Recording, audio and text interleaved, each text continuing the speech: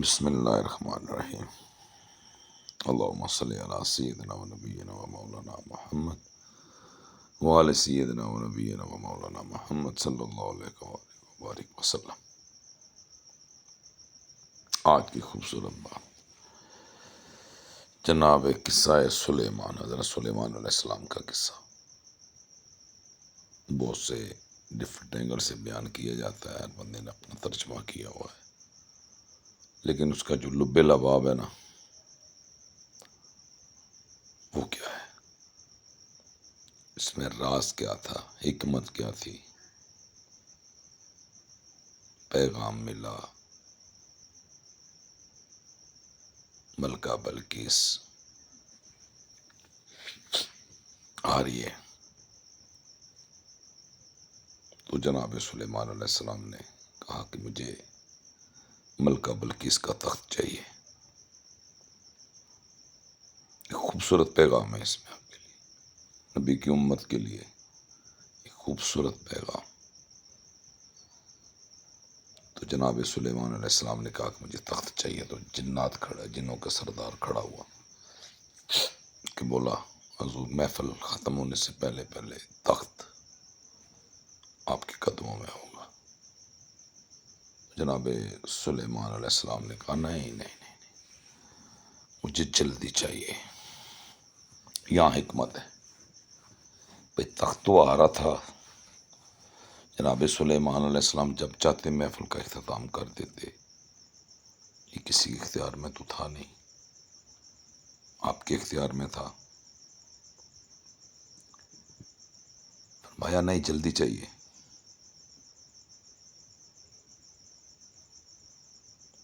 تو ایک نام ہے جو بڑا مشہور ہے، جناب آصف بن برقیہ، آپ کھڑے ہوئے بحیثیت بشر، بحیثیت انسان، بحیثیت جناب سلیمان علیہ السلام کا امتی، ہواری بولا جاتا تھا، امتی ذرا آسان ورڈ سے چلے بنا ایزیلی سمجھ آتا ہے اس کو۔ فرمایا حضور آنکھیں بند کریں، بند کر کے آنکھیں کھولیں، پلک چپکنے سے پہلے تخت حاضر ہوگا۔ تو آپ پلک چپکنے سے پہلے تخت لے آئے۔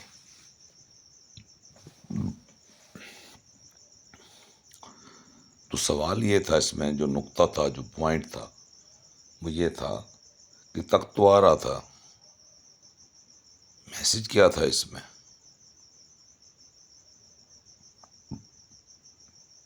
اس قصے کو قرآن میں بیان کیا گیا ہے تو اس کا کوئی مقصد ہے۔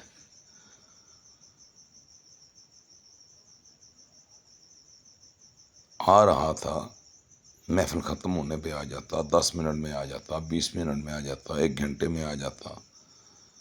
کون سی محفلیں سارا دن اور ساری رات چلتی ہیں، تخت تو آ جانا چاہ، لیکن فرمایا نہیں۔ جناب سلیمان علیہ السلام نے کہا نہیں، مجھے ابھی چاہیے، جلدی سے جلدی چاہیے۔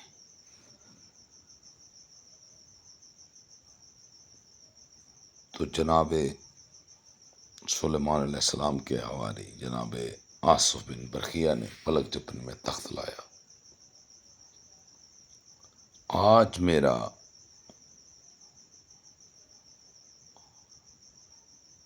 نبی پاک صلی اللہ علیہ وسلم کی امت سے یہ سوال ہے، وہ تخت لا سکتا ہے، میں اور آپ کیوں نہیں؟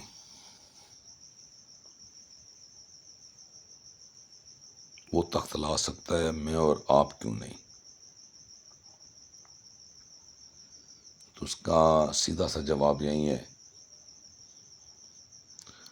کہ جہاں ہم بٹے ہوئے ہیں تفریق میں، ایک دوسرے کو جہنمی کہہ رہے ہیں، ایک دوسرے کو کافر کہہ رہے ہیں، اگر آج ہم نبی کے امتی ہوتے، تو میں نے آگے بھی اپنے ایک ویڈیو میں اس پیغام کو ریکارڈ کیا ہے، جناب موسیٰ علیہ السلام، کہ آپ کو اللہ نے کیسے بنایا، کیونکہ جناب عیسیٰ علیہ السلام کی ولادت پہلے ہوئی، پھر آپ نے اپنی زندگی کے جو سال گزارے زمین پہ، پھر اللہ نے آپ کی دعا کو قبول کیا،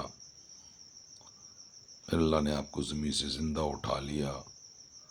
آج بھی آپ 1458 سال تقریباً ہو چکے ہیں یا زیادہ ہو چکے ہیں، آپ آج بھی زندہ ہیں، اسی انتظار میں بیٹھے ہوئے ہیں کہ آپ نے امتی بن کر آنا ہے۔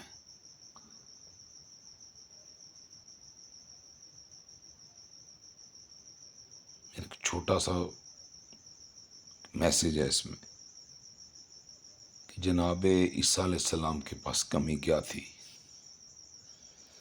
نبی بھی تھے، رسول بھی تھے، روح اللہ بھی تھے، اور ڈھیر ساروں معجزات بھی تھے، اللہ کا قرب بھی تھا، اللہ سے گفتگو بھی تھی۔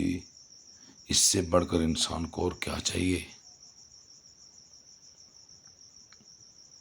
لیکن کہا نہیں، امتی بننا ہے میرے اللہ، میں نے امتی بننا ہے تیرے نبی کا۔ تو مجھے میرا سوال بھی ہے اور میرا میسج بھی ہے،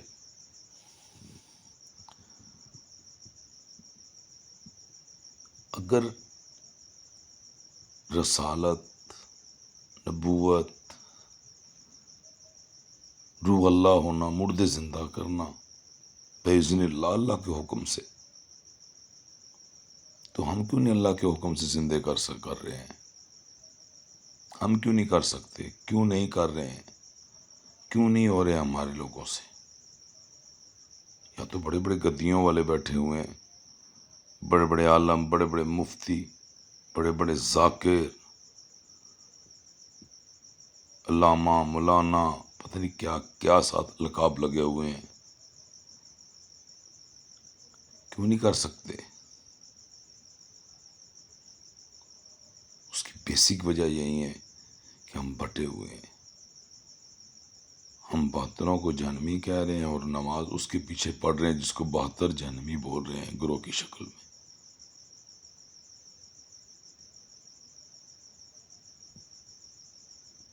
قرآن مجید، فرقان الحکیم میں جو کچھ لکھا ہے وہ سچ لکھا ہوا ہے۔ قرآن ایک مکمل ضابطہ حیات ہے۔ ہم نے ہر جگہ قرآن کی نفی کی، ہم نے نبی صلی اللہ علیہ وآلہ وسلم کے دین کو نہیں پھیلایا، ہم نے نفرتیں پھیلائی، ہم نے صحابہ سے نفرتیں کی، ہم ہی میں سے نبی کی گھرانے کا ذکر کرنے سے اجتناب کرتے ہیں۔ کیا مسئلہ کیا ہے؟ کیا ہم اسی کام کے لیے آئے ہیں؟ کیا یہی ہمارا کام رہ گیا ہے؟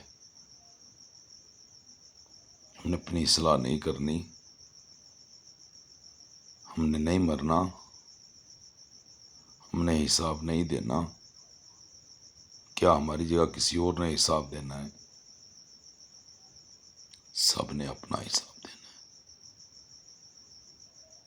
اور سب کو اللہ نے عقل سلیم سے نوازا ہے۔ فرق یہ ہے کہ ہم کوشش نہیں کر رہے ہیں، فرق یہ ہے کہ ہم کوشش نہیں کر رہے ہیں۔ اگر ہم کوشش کریں، یہ سارے کے سارے معاملات ختم ہو سکتے ہیں، یہ ساری ٹینشنیں، یہ پریشانیاں، یہ نفرتیں، یہ دوریاں، یہ سب ختم ہو سکتی ہیں۔ لیکن ہم اٹکے ہوئے ہیں۔ اس نے دھاگا پہن لیا، یہ شریعت کے خلاف ہو گیا، اس نے اضافی انگوٹھی پہن لی، یہ شریعت کے خلاف ہو گیا، اس نے 4 ماشے سے زیادہ چاندی لگا لی، یہ شریعت کے خلاف ہو گیا، اس نے گلے میں زنجیر ڈال لی، یہ شریعت کے خلاف ہو گیا، اس نے شادی پہ ڈول بجا لیے، یہ شریعت کے خلاف ہو گیا، اس نے یہ محفل سما سنتا ہے، یہ شریعت کے خلاف ہو گیا، یہ بچوں کی خوشی پہ ناچتا ہے، اپنے بیٹوں کی شادیاں کرتا ہے تو بھائیوں کی، دوستوں کی، یہ شریعت کے خلاف ہو گیا۔ جو اصل کام تھا شریعت کے خلاف، اس کو کسی نے ڈسکس ہی نہیں کیا۔ قرآن کی نافرمانی، اللہ کہہ رہا ہے فرقہ فرقہ نہ ہونا، بنے بیٹھے ہیں اور ہٹ درمی سے بیٹھے ہیں بنے۔ اللہ کے نبی صلی اللہ علیہ وسلم نے فرمایا جو دو مسلمانوں میں تفریق ڈالے وہ ہم میں سے نہیں، ڈٹ کے بیٹھے ہوئے ہیں تفریق میں، بلکہ یہاں تک کہ ہم ان کا دفاع کرتے ہیں، دن کو ڈیبیٹ کرتے ہیں، پیسے کرتے ہیں، سوال کرتے ہیں۔ نہ قرآن کا حیا، نہ نبی کی شریعت کا حیا، اور صرف کھوکھلے دعوے ہیں، میں نے جنت جانا ہے۔ کیا کسی کا کون ہے آپ؟ کیا دلیل ہے آپ کے پاس؟ جنت میں تو امتی نے جانا ہے، تفریق نے تو کو نہیں جانا۔ کسی جگہ نہیں بولا گیا تفریق والے جنت جائیں گے یا 73 میں سے ایک جنت میں جائے گا، کہاں لکھا ہوا ہے؟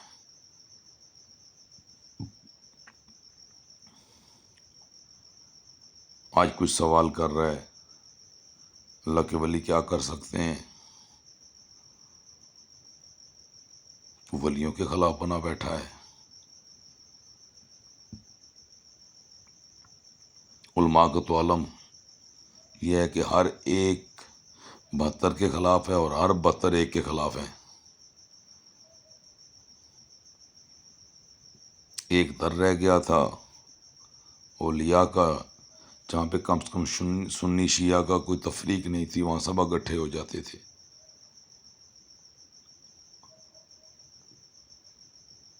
لیکن آج وہ بھی پلیٹ فارم ہم سے چھینا جا رہا ہے، صرف نفرت کی آڑ میں۔ جو حکم تھا وہ نہیں کیا، اس کو پیچھے رکھا ہوا ہے، کر لیں گے، کیونکہ یہ تو ڈپلومہ لے کر آیا نا، میں نے اتنے سال جینا ہے، ہاں میں نے 100 سال جینا ہے، میں نے 200 سال جینا ہے، موت کا پل کا پتہ نہیں کب موت آ جائے۔ اللہ کا کوئی خوف نہیں، نبی کا کوئی خوف نہیں، جھوٹے دعوے، عشق کے جھوٹے دعوے تو کر لی۔ پیغام یہی تھا کہ اولیاء اللہ رحمت اللہ تعالی علیہ کے قربت والوں میں بیٹھے ہیں۔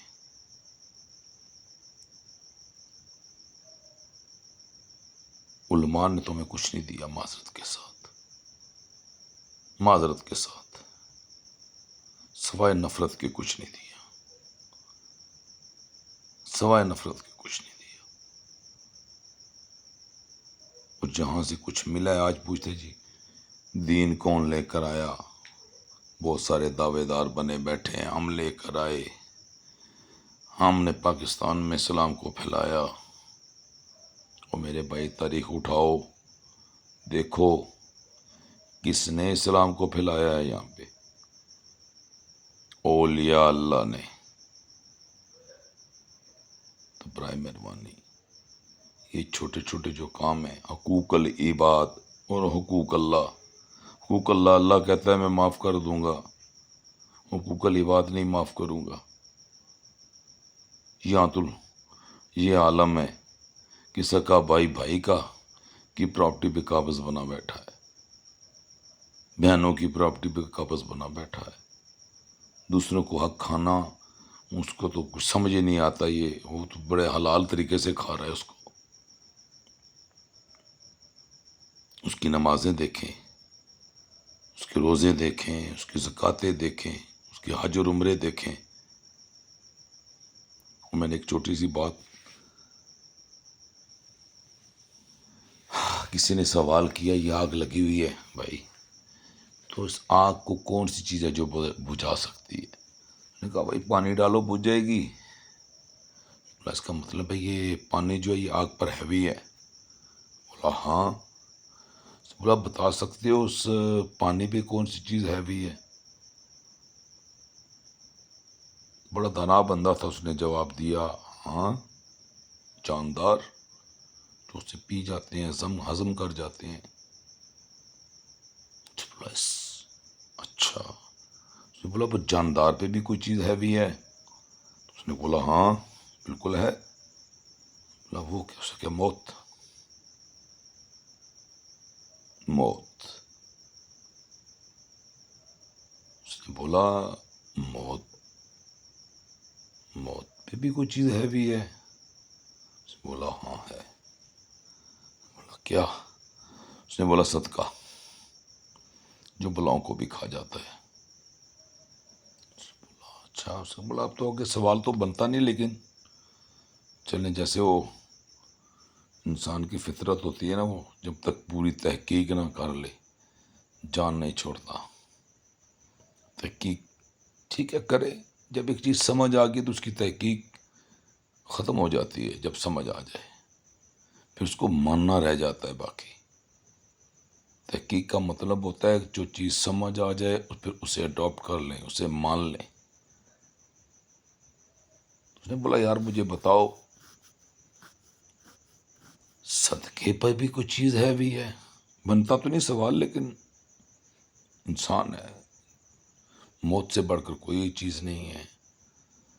تو جب موت پہ کوئی چیز ہے تو شاید میں نے پوچھا سوال کر لوں صدقے پہ بھی کوئی ہے؟ اس نے بولا ہاں ہے۔ بولا یار کیا ہے؟ اس نے بولا مولوی۔ بولا وہ کیسے؟ بولا یہ وہ بھی کھا جاتے ہیں۔ نے بولا یار آپ کو شک ہے، جائیں تحقیق کر لیں۔ ان کے مدارس، ان کے مدرسے، یہ جہاں پہ پل رہے ہیں، جس مال سے پل رہے ہیں، جو مال کھا کے یہ حافظ بن رہے ہیں، عالم بن رہے ہیں، دوسرا صدقہ کھا کے پل رہے ہیں، بن رہے ہیں۔ تو میرے بھائی